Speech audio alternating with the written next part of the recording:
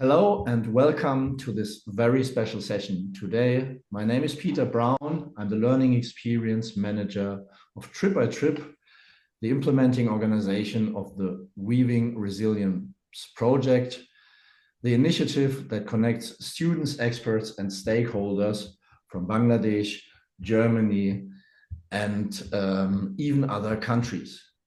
Over the next 3 months, together, we will explore how local communities in Bangladesh are affected by water consumption in the textile industry.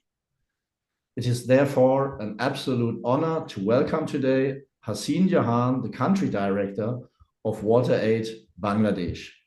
With her extensive experience in water resource management, sustainability, and public health, Hasin has been at the forefront of efforts to address the pressing water challenges in Bangladesh. Today, and in her presentation, Hasin will share insights on the current water scenario in Dhaka and the urgent need for sustainable solutions. We encourage you, the students, to reflect on what you hear today, and after, think about how these insights connect to your current studies, your research, and your potential future in the fashion industry. After the presentation, we will do an interview with Hasin to further explore the connections between water management, sustainability, and textile production practices. But I'm not alone today. I have brought my colleague with me, Adiba Afros, who will be co-moderating the session today. Adiba, please, over to you. Thank you, Peter, and good morning and good afternoon to our colleagues joining from Bangladesh. So, as Peter mentioned, I am supporting the Weaving Resilience project in designing and facilitating some of the panel discussions and workshops that will support the students in their learning journey. My background, I am an independent researcher and a consultant focusing on the intersection of labor, gender, and climate justice in the garment and textile industry. So it is my great pleasure to be supporting this session today and to learn from our colleagues in Bangladesh and from Hasinapa and Kashfia's experience on working on the ground. So without further ado, I would request Hasinapa to start with the presentation, and then at the end, as Peter mentioned, we will go on with the interview. Thank you. Thank you so much. Thanks to Peter and Adiba. And I would also like to thank my colleague Saiful and Kashfia who helped me to frame the presentation. And good morning and good afternoon to everyone who are listening to us. So let me share my presentation on water scenario in Dhaka. And to start with my presentation, let me quickly figure out where I am. Yes. So let me give you a snapshot on Bangladesh at the outset. You know that Bangladesh is situated in South Asia. To give a context, Bangladesh has its size around 147,000 square kilometer, having a population over 165 million. But if you can compare with Germany, I can say in brief that Bangladesh is half of the size of Germany, whereas our population is twice as much as Germany is having. So you can imagine the density of population here, which is almost eighth most densely populated country in the world, and half of the population here in Bangladesh is female. Bangladesh is known as the largest delta in the globe and formed in the confluence of three very big rivers known as Ganges, Brahmaputra, and Meghna. And there are many rivers, big and small, almost 700 altogether. Those are flowing over Bangladesh, but 54 big rivers are flowing from India through Bangladesh to the Bay of Bengal out of 47 transboundary rivers. And annual average rainfall of Bangladesh is 2,200 millimeter per year. So with this context, you might think that Bangladesh is having abundance of water.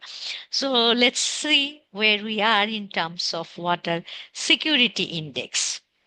So if you look at the water security index of Bangladesh, then we can see that our position is to 13th lowest on national water security index.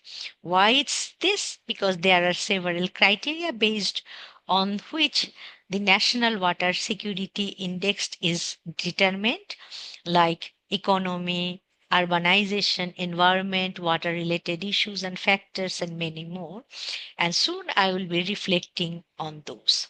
For example, one of the issue is groundwater extraction, and groundwater extraction is a big issue in Bangladesh, and almost 85% groundwater is extracted for agricultural purpose. And rest 15% is used for other purposes. But since our focus of discussion of today's presentation is mostly on Dhaka, and Dhaka is a mega city and there is hardly any scope for agriculture, so the groundwater extraction, and which is basically over extraction caused in Dhaka, is basically for drinking water, and almost 87% drinking water is being extracted from groundwater for the city dwellers in Dhaka city. But unfortunately, of this 87%, only 20% water is being used for drinking and cooking purpose, and rest 80% is used for bathing, washing, toilet flushing, and other domestic purposes. But whatever the water is used, be that for domestic, municipal, or industrial purposes, we actually use um, at a very high rate. Our consumption is always more than the average standard use figures. So now if you look at the demand versus supply situation, if you look at the graph, look at the picture in the slide, the current demand is more than the supply in terms of our drinking water requirement. Whereas if you look at the right side, the aquifer recharge situation, the recharge is much less than the withdrawal. As a result, there is a depletion of groundwater. So why there is less recharge than the withdrawal? So there are several reasons for less replenishment. If you look at the reasons of less replenishment, one of the major cause is rapid urbanization, because paved areas are increasing with the rate of urbanization from the last, few years, say from 1960 to till date, over 300% increase of paved land. You can see from the picture that there is hardly any open space through which actually water can percolate into the soil. This is one of the reasons why water replenishment is very less. The second reason is the soil composition. In the Dhaka, you will find a very thick clay layer just below the surface of Dhaka, and the clay layer is almost 60 to 90 feet depth. So there is hardly any water can easily percolate through this clay layer. And due to the climate change impact, the rainfall is very erratic. And in Dhaka city, the water bodies are disappearing because people are building huge apartments and big infrastructure. So they are kind of, water bodies are completely disappearing from the city, and green spaces are shrinking, and ultimately the natural recharge scope are getting limited.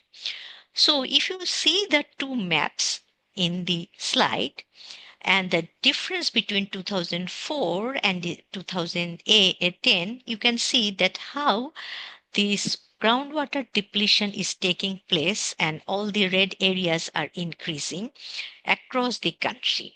And on the top right corner, you can find the situation of Dhaka city. And big red spot in the right corner picture, that is the central part of Dhaka city, and water mining is happening there because of over extraction. So what is water mining? Water mining is a situation that means that when water extraction is so high or so excessive that the recharge rate cannot cope with the water withdrawal, and if that continues for a long time and water mining happens, then even after 100 years, that water cannot be recharged and come to the original situation of the aquifer. So that is happening in the central part of Dhaka. And in Dhaka city, water table is declining at the rate of 3 meter per year. So you can imagine the situation of groundwater in Dhaka. Now coming to the water bodies and canal of Dhaka city. Once there were almost 80 plus canals in that city, and most of them are now lost. And you can now actually seeing the picture of a canal, which is no more a canal. You can see that this is a dump place of, waste, and mostly you can see all the plastics and polythene and other waste. And on the top of the canal, you can find that encroachment is there, and people are building their shelter, their shops, and temporary households, something like that. So actually, this is happening across the city, and all the canals are being encroached by people illegally. So all those are related to water, groundwater depletion, and now we are moving to surface water. What is happening to the surface water?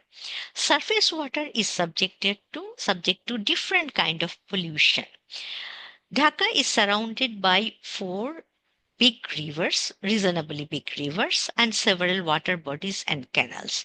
But all these water bodies and rivers, whichever are alive so far, those are getting polluted by discharge from different industries, municipal wastes, both solid and liquid waste, and human feces, that is the fecal waste from households. And you can see the picture that how the wastewater from different factories are flowing, and this color of the wastewater, which is very dark, and you can vividly see what is happening. Textile and RMG factories are discharging different chemical pollutants directly to the water resources and water sources. And if you look at the um, surface water pollutions from different sources and analyze a bit, this slide can give you a more detailed picture. So let us start with the right side with the picture. That is a map showing the river network, and you can find that 9 brown spots. Those are basically clusters, 9 clusters. We are calling it industrial clusters, where mostly the RMG factories are there, along with some other small factories. Those are located nearby the water streams or rivers or canals, and all the blue lines, those are basically representing the canals or rivers or water bodies around the Dhaka city and within the Dhaka city. So this is a snapshot of Dhaka city and is a top view. And all these brown spots are the industrial cluster. So what is happening? So there are almost 5,000 small and big cutting and sieving factories across the city, and 1,700 plus wet and processing industries of RMG factory, which are basically doing washing, dyeing, and finishing of products, garments products, and 180 tanneries. So these are the major industries in and around Dhaka city, which are producing different kind of pollutants and discharging in water bodies. And the effluents are discharging from tanneries, which is less, but 20,000 meter cube per day. And from the industrial waste from RMGs, which is the massive 60,000 K meter cube per day, and municipal waste 120 K meter cube per day. So this is the situation every day happening. Now coming to the water requirement from the industries, and this graph, this is little old data and new data is not available here, but you can see the projection of data from 2014 and 2030. As you know that there is a tremendous growth in Bangladesh, especially for RMG sector. With the growth, the water requirement is also increasing, mostly for RMG sector as well as some other sector like leather sector and others. So if we look at the data from 2014, the water requirement was something around 4,000 MLD, million liter per day. And if we look at 2030, the uh, required water demand will be almost double. And right now we are somewhere in the middle.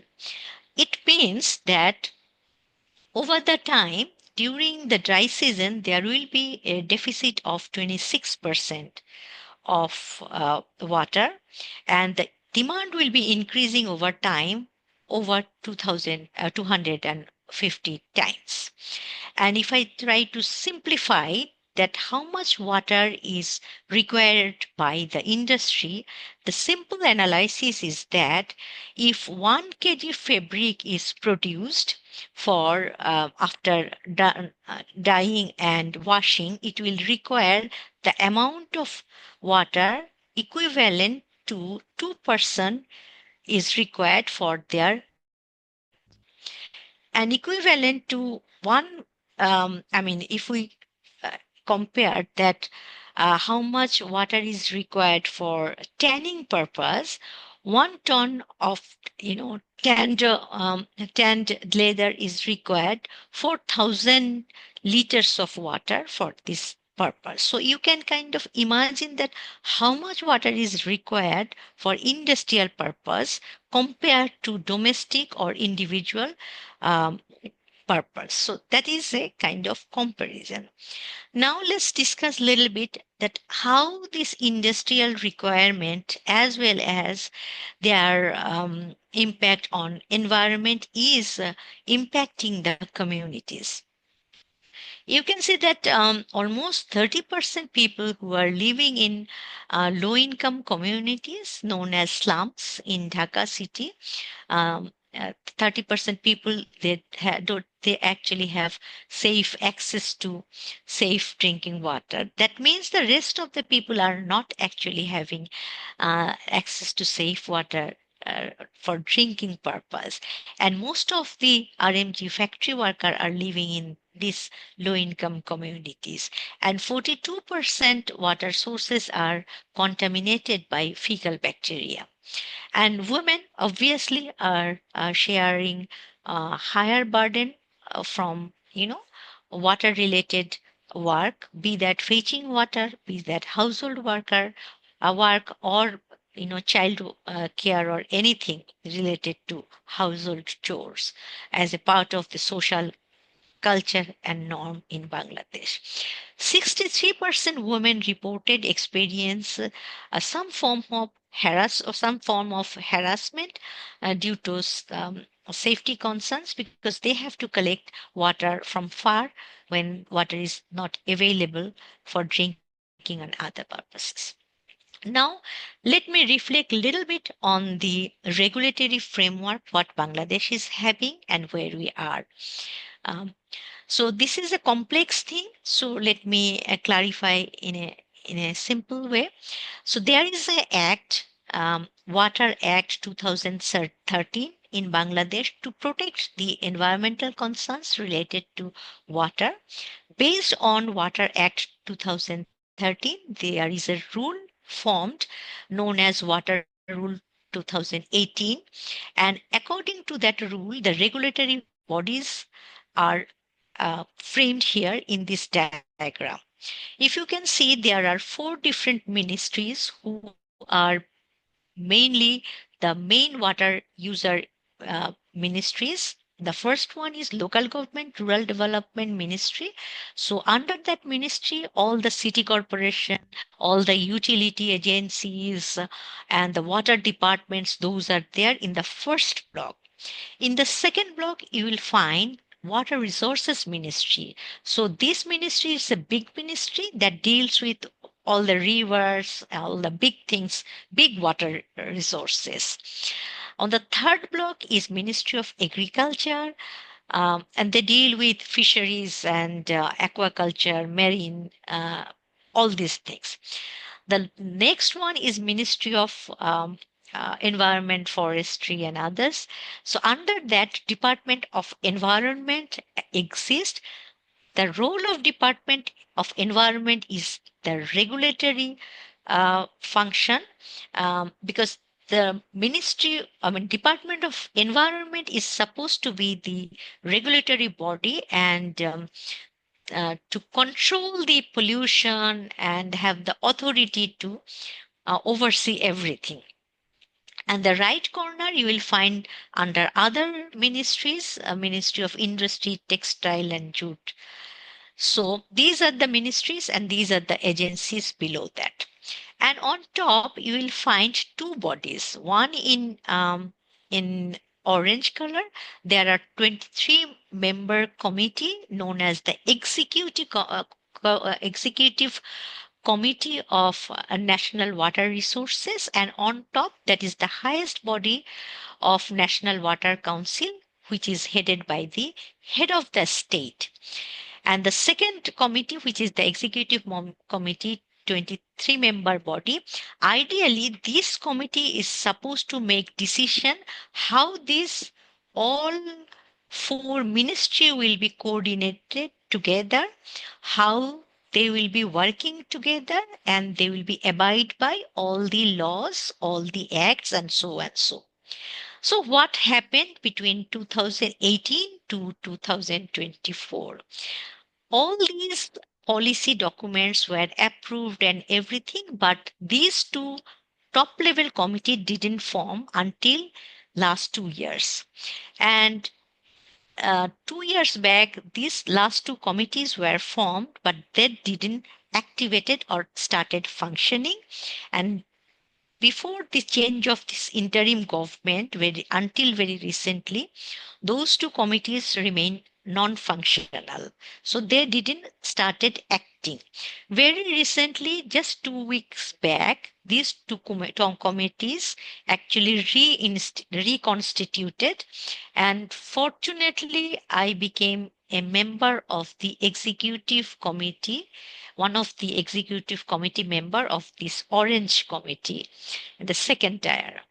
So this committee is yet to started functioning. So we are hopeful that maybe in the coming month we'll be sitting together and decide what should be our course of action.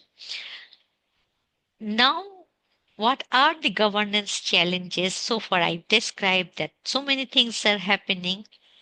We have several rules, acts, and policies, but still so much of pollutions are there, so much of things happening, and people are suffering. Why? One of the major problem we have seen that I have shown you that so many ministries are there, so many water users bodies are there, but there is lack of clarity in mandate, and inadequate coordination among all the big actors, and capacity gap among different responsible agencies. So I have shown you the big picture of the country, but now let me explain you what is happening within Dhaka city, because our presentation is mostly focused in Dhaka city. So Rajuk, this is the short form of the Greater Dhaka City Development Authority. They are mandated agency for planning of the entire Dhaka city. But what happens that without consulting them, everybody is planning of their own and nobody is following the exact land use planning that the Rajuk is suggesting. And as a result, industries are developed without the detailed area plan, consulting the detailed area plan of Rajuk. So this is one of the mismatch with the policy and the practice. The second point is the Dhaka Water Supply and Sewerage Authority. Though it is mentioned that Dhaka Water and Sewerage Authority, there is hardly any system of functional sewerage management system. So this DWASA, they always give the permission and water connection, but they never manage sewage properly, or they don't have the capacity or system of effluent management. Therefore, they are giving the permission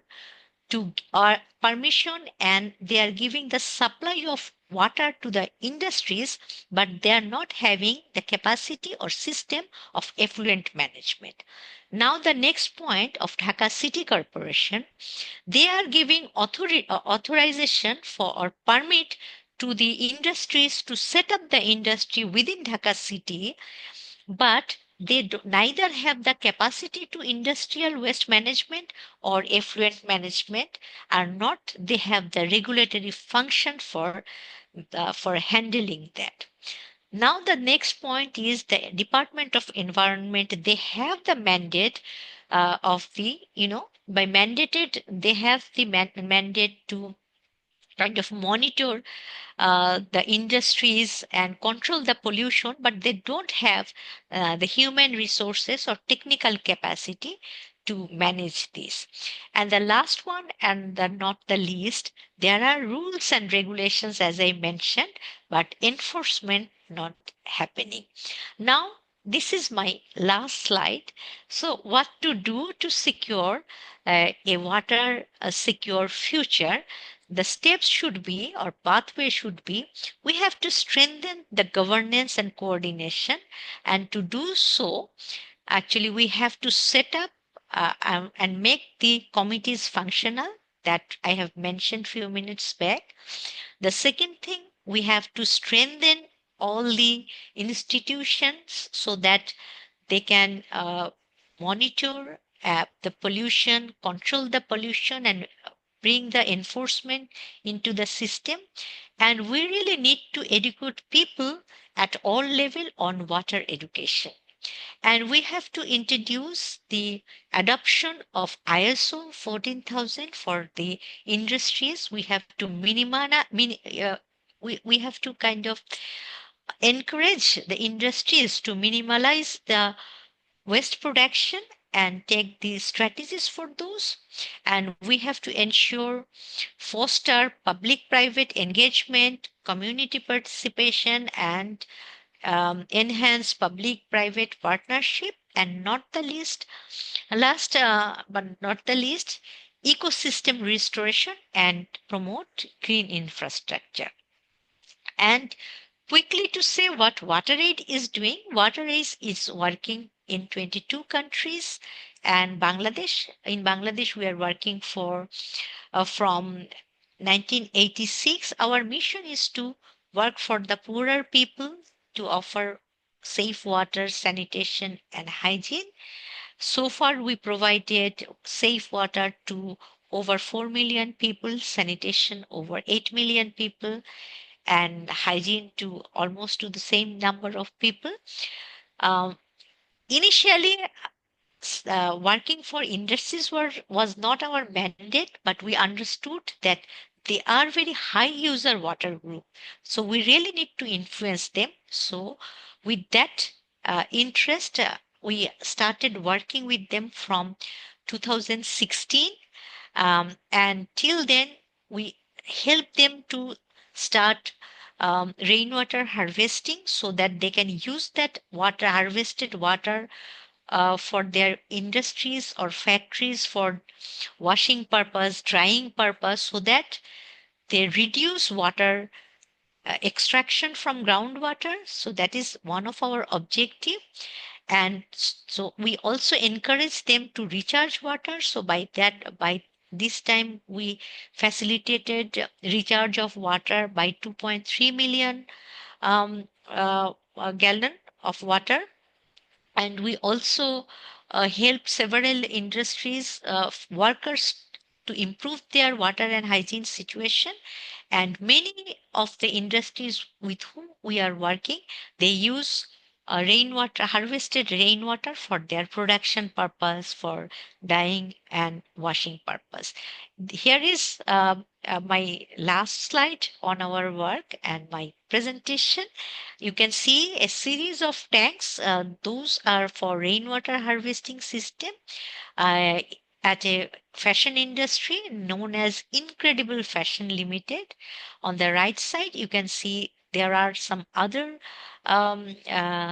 rainwater harvesting systems known as Fokir Fashion Limited. So these are few pictures where we work in Bangladesh. So this is all from my end. Thank you very much.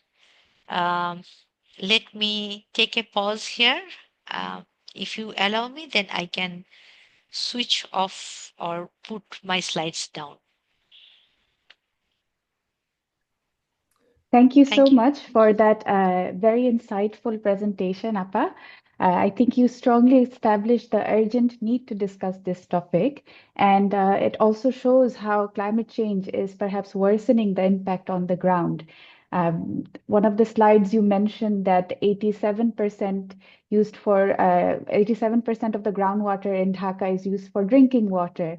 And during intense heat waves, as we have already experienced in recent years, I can only imagine that that is going to put further strain in the resources. I think you've also, in great detail, highlighted the impact on the environment, so the depletion of reserves, as well as the communities, the people, such as having access to clean water.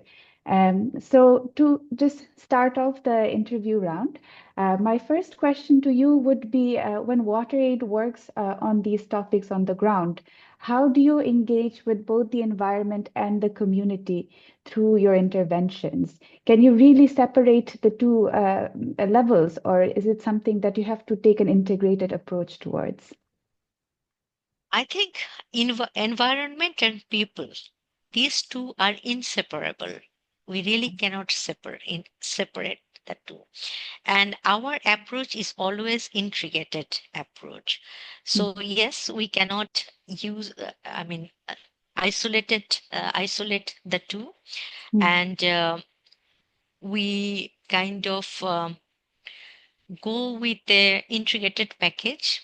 So we try to um, work with the um, industries to make them understand the value of water mm, and how we need to protect water, how we need to conserve water.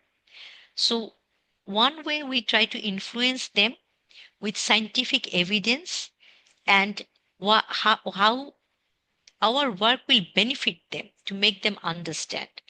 Let me give a simple example.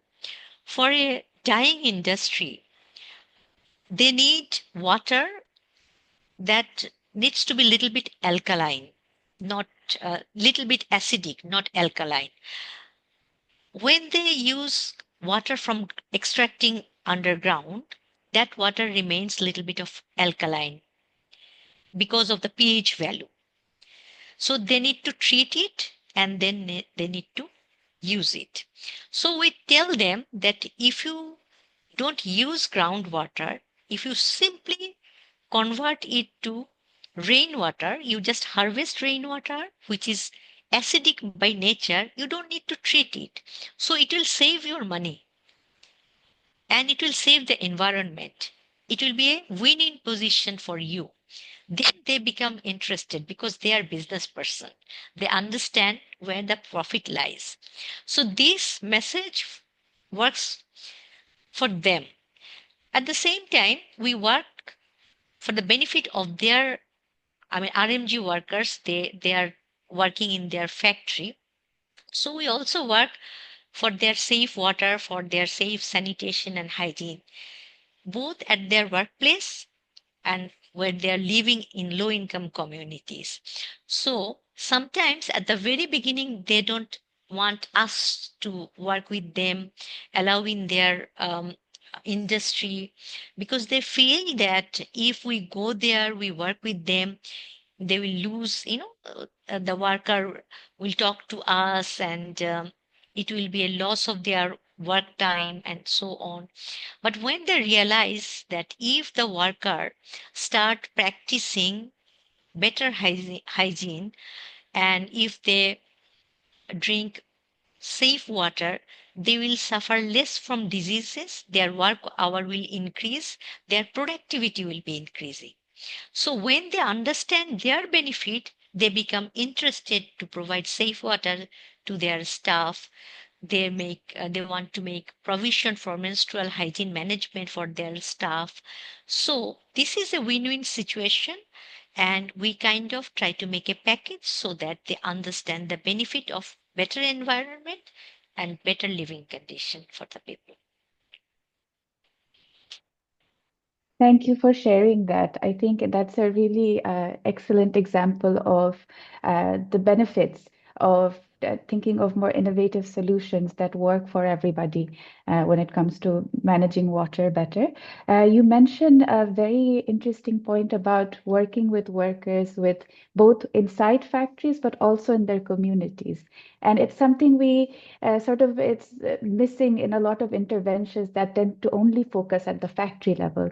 So could you perhaps share a bit more as to why you think it's important to engage beyond the factory? This is very important because one person is staying at the factory for half of their, daytime. The whole of the time he or she is sparing, but rest of the time that person is staying at home.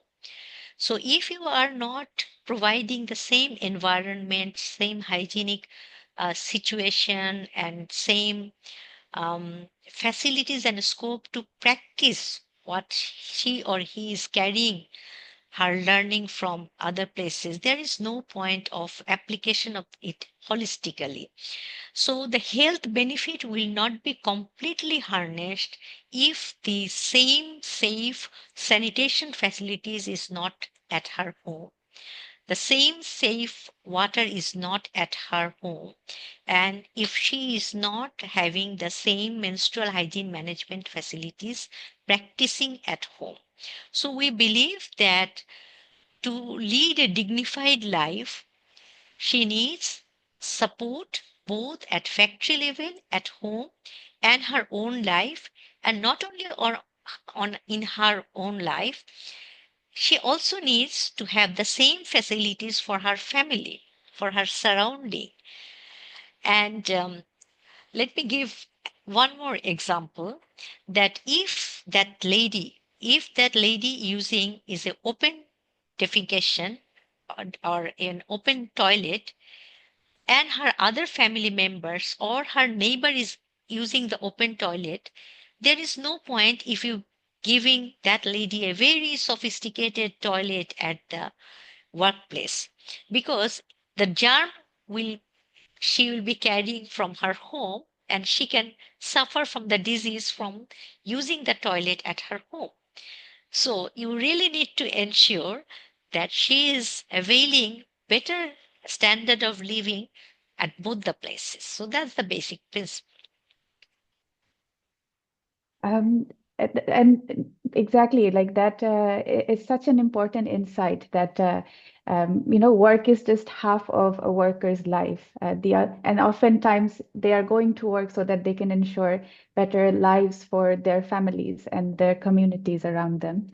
My next question then is, you've mentioned working closely with factory management and employers and workers and their communities. What other stakeholders are you engaging with to implement some of these at a larger scale? Also, I must point out that congratulations for getting appointed to the executive committee. I think these are really exciting times where hopefully we will see more positive developments, constructive developments in governance in the future. So yeah, drawing from your experience, what other stakeholders do you think should be engaged or WaterAid is already working with for scaling and long-term solutions? Thank you so much. Actually, WaterAid is I mean, WaterAid is always very strong in advocating at several levels, and that is one of our core competency, I would say. And as our valued stakeholder, I would say we work from community level to uh, to the very senior level government officials and whatever you can say. So we work at a wide range of, stakeholders. Here also in this case, as I said, we work with the workers who are the most important stakeholder in the uh, whole portfolio. And we also work with the Bangladesh Garments Manufacturer Exporters uh, Association, known as BGME. So we work with them. We also work with MPCCI, that is the Chamber of Commerce. We work with the different government agencies, as I said earlier, Department of Environment and Department of Industry and Commerce. So, and we also work with different academia. So they help us for creating evidence through research and evidence through research. So when we talk to the manufacturers, we have one hat to make them understand. But when we talk to the government official, we also come to them with research-based evidence that why we should be proposing this or why we should be working on this. So without having proper evidence, without having proper research-based or scientific-based document, we cannot just go and push for something. We really need to have a strong ground and a strong evidence arguments before placing um, any proposition in front of the government. So we actually work with all range of stakeholders, depending on the issue we are raising and depending on the proposition we are making. Um, so you've mentioned a lot of stakeholders within Bangladesh, which is a manufacturing country. Now, Bangladesh's manufacturing is part of a global supply chain. So there are also stakeholders in consumer countries like Germany. So what kind of role should you think stakeholders in consumer countries have in these discussions? I think one of the things I missed in my earlier point, like working with brands. So we also do some of the also work with brands like Lindes, H&M, Levi's. So some of the brands we are also working with them to some extent. And I believe that there are lot more scope to work with them, not only brands, as you said, with many of the stakeholders. WaterAid may be not the right organization to work on this because our core agenda is something else. This is our kind of additional agenda because we want to work more and more on water security, and that's why we are working with RMG sector. But we really feel that Bangladesh as a country should more work, as you said, in this area more prominently. And we should work more on sustainable fashion. We should more closely work with different brands. And we really work with, as I said, that BGME, that and FBCCI, I mean, our um, our agency, so that we really understand that what sort of technological improvement should be here in Bangladesh, because we feel the technologies we are using here are those efficient. If not, how the efficiency of those technology could be improved. This is number one. The second thing, that whatever things we are producing, are those ethical production we are making, or the waste we are generating, are those the right waste we are generating? Whether we can generate less waste, less, which can produce, we can make less pollution. How can we kind of create more sense of responsibilities among the producer, among the brands, among the users, consumers? So we really need to think more, and we can really need to work more at all level. And most important stakeholder is you and me, who are wearing our new dresses. So what dress shall I choose? That actually depends on what the industry will make. So this is a huge thing to think over it and work on it. Hasin, I also have a question. You mentioned in your presentation that the RMG industry is one of the biggest contributors to water pollution in Dhaka.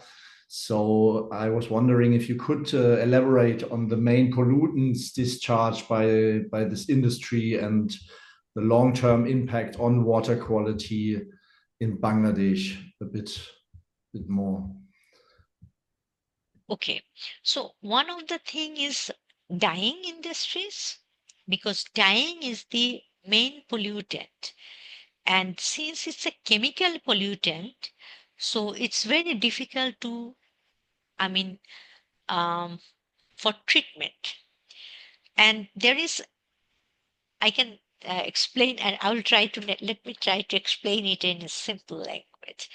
So, um, treatment is an expensive solution. So ideally, any industry, when they put an industry there in any place in Bangladesh, they should be putting an ETP, effluent treatment plant. And ideally, that industry should discharge using that ETP a very acceptable limit effluent that is acceptable to discharge into the environment. But what is happening in real sense? Managing or running the ETP is very expensive. And if the industry owner runs the ETP in a proper manner, that industry owner cannot make very profit. So what he does, he don't run the ETP properly.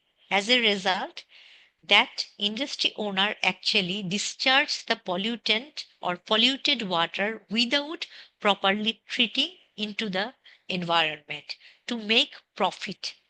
So if the brand is very strong and the compliance is made very stringent, then that will create pressure on the industrialist, and that industrialist will be made pressurized not to discharge pollutant in the system. So this could be one way.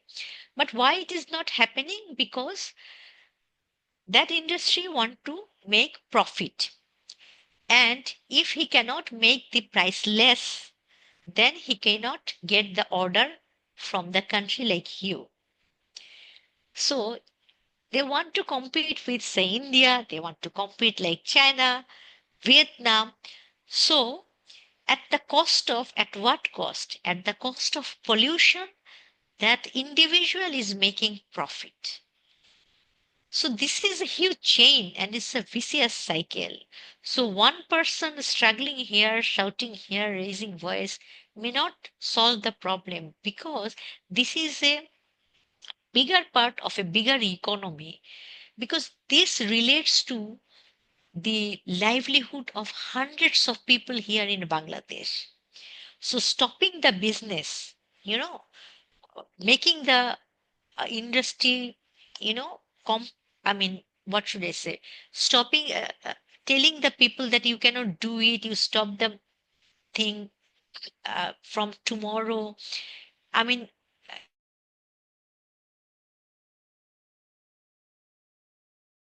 holistically. Can you hear me? Okay, so this problem cannot be solved overnight, because this is a huge vicious cycle and it relates to bigger economic issue, because this relates to many people's livelihood. So you know one industry is related to hundreds and thousands of people's livelihood. So how the industry will be improve the compliance and improve the system day by day, and how this age old technology will be replaced gradually, and how that industry will be supported with better technology, better facilities with lesser cost, and other facilities like tax rebate, like other support from other countries who are giving us the order, the buyers, the consumers. So it should be thought in a holistical way rather than in an individual way, individualistic way, or for individual perspective. So it's a big thing to consider, and it's a complicated thing to conclude. That's in short. I understand. Thank you so much for this detailed answer. Another question I have, you talked a lot about like the impact on people's health, about the impact on people's livelihood, the environment. What about social life in Dhaka? Like, to what extent and in what ways does the topic we talk about and the water challenges you presented today, and you gave us all these insights into, how does it affect social life in Dhaka already? Also, maybe compared to the past, like what are conflicts that you see today that haven't been there before? What is expected for the future? Maybe you could elaborate a bit on that. That would be very interesting. Okay. The interesting part is, as I shown you all the um, brown spots, all these cluster of industries are situated at riverside, and most of those are outside of Dhaka, or periphery of Dhaka. So the core Dhaka, where the rich people of Dhaka are living, or the center of Dhaka, is mostly not having this sort of industries. Those are at the periphery of Dhaka. And this wastewater is flowing towards outside of Dhaka. And all the low income people are living in those areas. So who are the sufferer? Who are the primary sufferer of this, polluted water? Those are poorer people. Those are living in the surrounding area, and those are having less voice. So their problem are often not heard.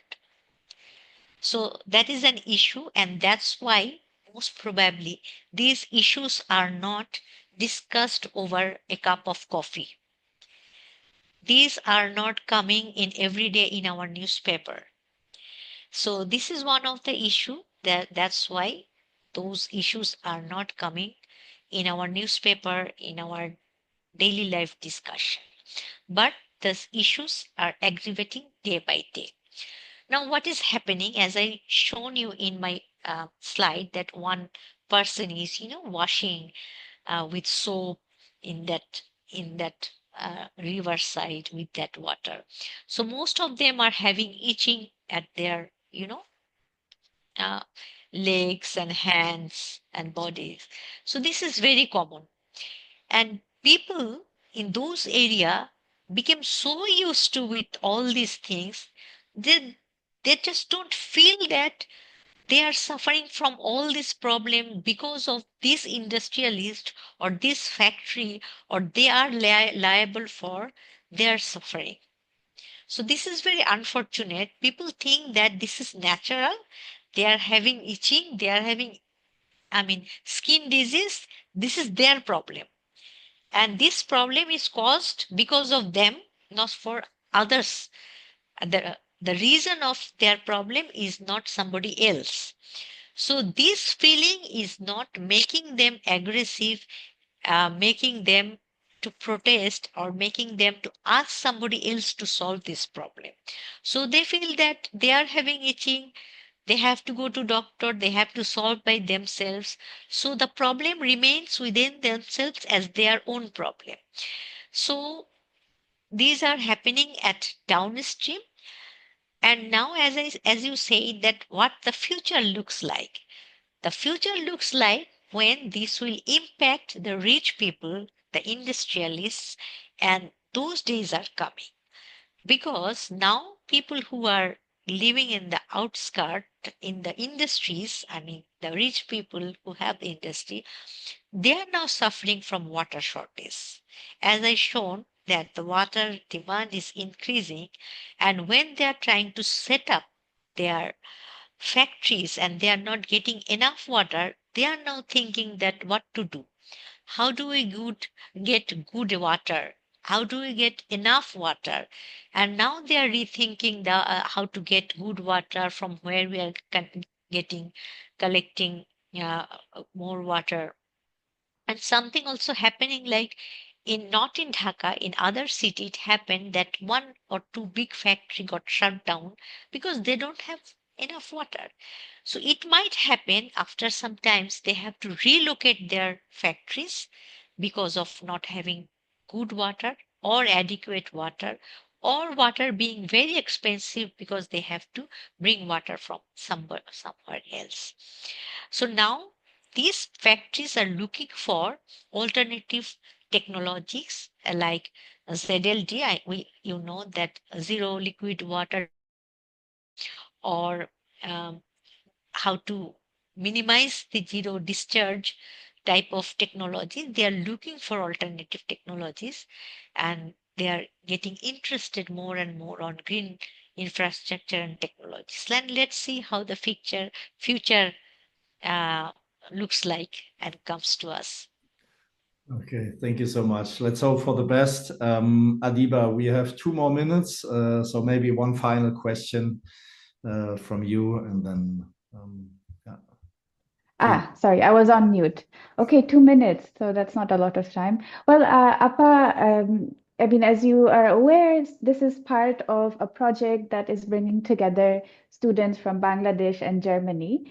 So, some questions I wanted to ask you was, what would you advise students on how they should collaborate on water challenges in the textile sector? Yeah.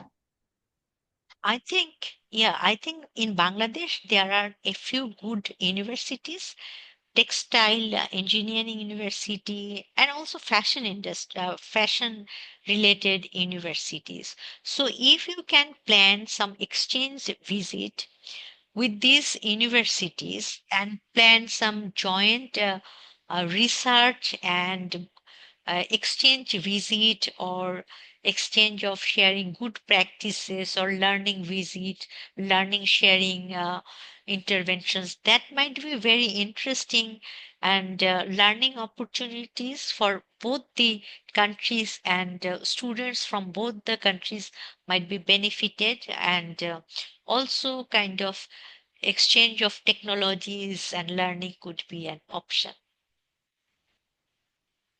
Okay. Maybe to further elaborate on some of these education programs. In one of your slides, you mentioned that for a water secure future, we need to have better technical capacity and governance. So Exactly. already, what kind of courses or offerings should be available at the university level to build towards those kind of skill sets? Could you give us some specific examples? Yeah. I mean, I don't have the detail of the courses of those universities, but nowadays it's not that difficult. You can search on website, uh, and if you can contact the universities, they are now very open. And most importantly, now the university faculty members are very open. They can even start together with you joint courses and new courses and offer to the students. So it is not essential that you have to go with the existing courses. So now they are also open to start new kind of courses, um, and they are very much interested for multidisciplinary courses, something like that. So if you are really interested, you can join up. You can try to explore a little bit of more, and we can also definitely try to help you and connect with them, because we also work with several universities, so we can try to link with them so you can explore more who will be the right person, which university will be the right university, or which faculty or which department will be the right one, and you can connect. And also when you if you can connect with the university, you can also visit some of our fields, like where we are working in different factories. You can also connect with them. So it will not be very difficult. And Bangladesh, as a country, as a people, Bangladeshi people are very open. I mean, I'm sure you know from, I understand, you definitely at least know that how welcoming they are. So it will not be an issue at all. Thank you. Yes, I certainly hope that there can be more of these collaborations in the future and exploring from different disciplinary and perhaps even interdisciplinary perspectives on Exactly. how we can tackle these very complex problems, but also tackle them across countries because that collaboration is very much needed. Another somewhat technical question is about ISO certification that you mentioned. As you know, a lot of these students who are participating in this module, they're interested in textile, in fashion, in governance, these kinds of topics. And certification, especially from like a consumer country perspective, are important tools that is used to determine quality standards. Yeah. So in your perspective, how effective do you think these certifications are? And what can we do to make them more effective in ensuring sustainability? Yeah. I think ISO certification is very essential, and in Bangladesh, we encourage all the industries to take it. But in reality, that is really difficult. It's not something easy. Not only for industry, for other perspective also, we are trying to promote it in all possible areas. But the one I mentioned, that is more related to water related industries and areas. So you might explore a little bit more on that, which would be more relevant to your context and how you can correlate with your issues. But yes, ISO certification, and in Bangladesh, one of ano- another issue related to green building certification, and uh, uh, yes, so that is and green energy. Both of them are getting prioritized very recently for industries as well. Green infrastructure and green building, these two. So Yes. you can think Yeah. all as a package. Mhm. Absolutely. Like currently Bangladesh is in an upward trend to have the highest number of green factories in the world. So like going for LEED certifications. And But lead certification, LEED I forgot that certification, yes. word. Yes, lead All good. certification. I was just searching Yeah. that word. Yeah. But as you also mentioned that it's part of a package of many other measures. So certification itself is not enough to ensure Yeah. sustainability, but there also has to be engagement at multiple levels, especially with communities and different stakeholders in the industry. Now we've come nearly to the end of the interview, and I'd like to end with something to look ahead to, which is what is your vision for water sustainability in the textile industry, and what do you think can be some positive steps we can already start thinking about towards that? Thank you. I believe that water is precious, and I believe that people started understanding the fact, and as they started understanding the fact, they started acting on that. And all the industries I have seen that now they started taking some measures how to reduce water use. That is the first step. And they are trying to find alternative. That's the second step. And third step might be they are looking for new technologies. And the fourth step, financing. So they are moving ahead. And if all these four can come together, then we can see the real change. So they are on the ladder. Now it's time how they can climb up the ladder. Maybe a final question, or my last question, Hasin, that relates to what you just said.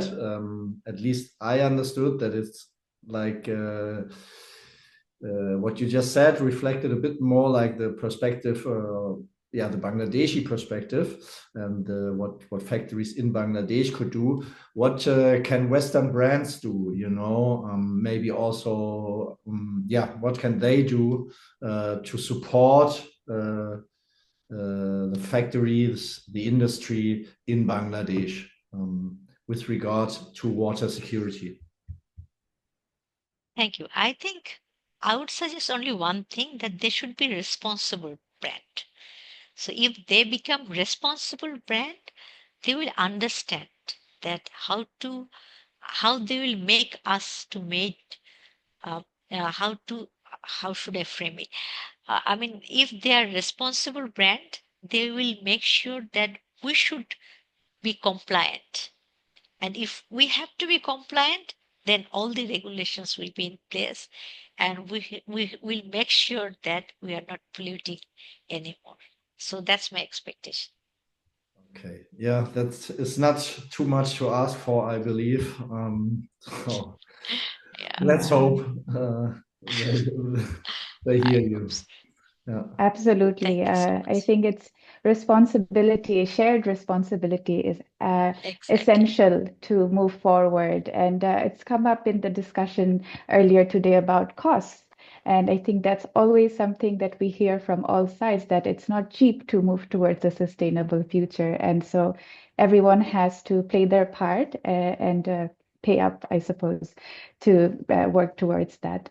So, Appa, thank you so much for your time and for this fascinating conversation. I think we have all benefited a lot from your extensive experience and expertise on this topic, and also to your colleague Kashfia, who helped with the presentation. So, like you mentioned, water is precious, and I think there are many variations of the saying that water is life, and it's urgent for all relevant actors to come together, including the young generation and students who are participating in this module, to get involved and to help preserve this precious resource that our lives depend on. So thank you again, and hope we continue to collaborate in the future. All the best. Thank you so much, Hasin and Yeah. Kashfia. Thank you so much. Thanks, both of you. Take care. Thank you. Bye-bye. Okay. Bye. Take care. Bye. Have a great day. We'll be in touch. Sure.